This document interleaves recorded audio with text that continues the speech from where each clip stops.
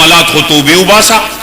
اخیستل خرڅول زمونږ په ګودام کې څو قسمه څیز په یو ګوتۍ کې بند شي او په مارکیټ کې په څو قسمه څیز خرڅېږي. په یو سره هم کمې لوبې وکړې، یوریا هم پکې وانه چول، صرف هم پکې وانه چول، پوډر هم پکې وانه چول، او مسلمان مسسو نه خوړل. په ګاڼۍ کې هم د ګوړې سره کمې لوبې وکړې، په باغ کې هم د کریټ سره کمې لوبې وکړې، د پاسه پې څه پراته او لاندې پې څه پراته وي، د چاو د ګوتۍ سره هم کمې لوبې وکړې، د وریجو د بوجۍ سره هم کمې لوبې وکړې. بیا اخیستل او خرڅول ته تله کور کې وتله، کور ته چې کیلو څیز راوړې نو هغه نیم کیلو هم نه خېږي. دا ناب تول کې کمې مسلمانوں کو دلتا یو ناب تول باندې الله د قوم شعیب په قوم باندې الله عذاب نازل کړو. ستاسو دې بچو ویلي دي وې سورہ اعراف، سورہ هود، سورہ شعراء وې راوړو دا ترجمه وکا. الله وتعالى ولا تنقصوا المكيال والميزان اوفوا المكيال والميزان. کېل کې بسم کې مونږ چې کیلو سیز راوړو کور کې کیلو خېږي وایې کنه، دړۍ خېږي. اوس دا ما د سیک نه راوړو، د يهودي نه مې راوړو، د قادیانی نه مې راوړو، د کافر نه مې راوړو، ما مسلمان نه تاوړی کور ته، ما مسلمان نه دی وړی دی.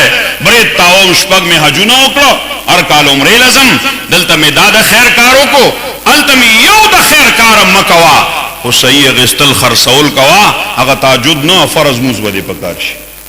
موږ د تهجدو شنه منظري، د ذکرونو او د تلاوتونو تاقوان، بس چې کوم داسې خیر کاري نو زمونږ پکې پیسه لګو، خو کومه پیسه لګو چې ما د مسلمان نه پسه ګټلې ده.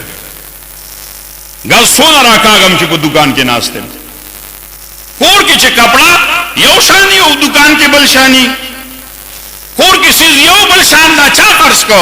دا یهودی نه دی خرڅ کړی، دا عیسائی نه دی خرڅ کړی، دا هندو نه، بلکې هغوی زمونږ په معاملاتو کې ډېر مضبوط دي. هغوی تش ایمان نشته دی، نور معاملات ته د مسلمان نه سیز واله او یهودي نه واخله، هغې کې د ځمکې او اسمان فرق. مخکې ورځو کې زمونږ یو ملګری و، واقعه بیانوله، زما یو هندو سره کاروبار و، هغه رانه څه پیسې هړپ کړې نه یې راکولې. نو زما بل یو ملګری هندو مولوي صاحب وی هغه ته مې وی چې ستاسو هغه برادرۍ والا زما نه پیسې وی چې څونه؟ وی ما چې دونه پیسې وی چې ورکه یو چټ در کوم دا والا ورکه، وګورې به نه. بس وی پاچټي لیکل وکړو، ما هغه هندو له ویوړو، وی هغه زر لاړی پیسې راوړې. وی ما ورته چې د خدای بنده ما درته منت کوم نه راکوو، د یو چټ باندې راوړې. وی دا راته هغه هندو لیکلي وو، مسلمانانو په کلاو غوږونه یې واورئ، دا د 100 کاله مخکې خبره نه کوم، دا د دې صدۍ خبره کوم د یو 100 ورځو مخکې. وی هغه هندو راته ملګري لیکلي وو چې ولې تم مسلمان شې چې دوکه کوې څه؟ جماعت کې ولاړ یم که دروغ وایم؟ موږ مسلمانان څه کوو؟ چانس ته پراته یي که نه پراته؟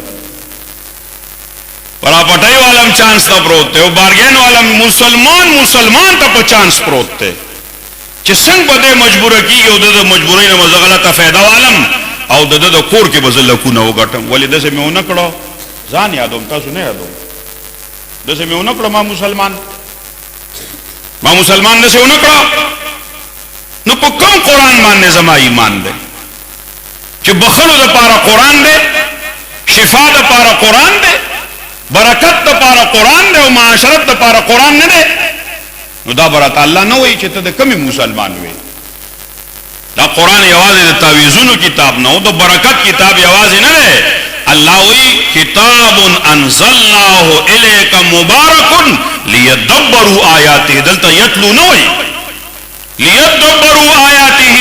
نن زمونږ دې بچوړو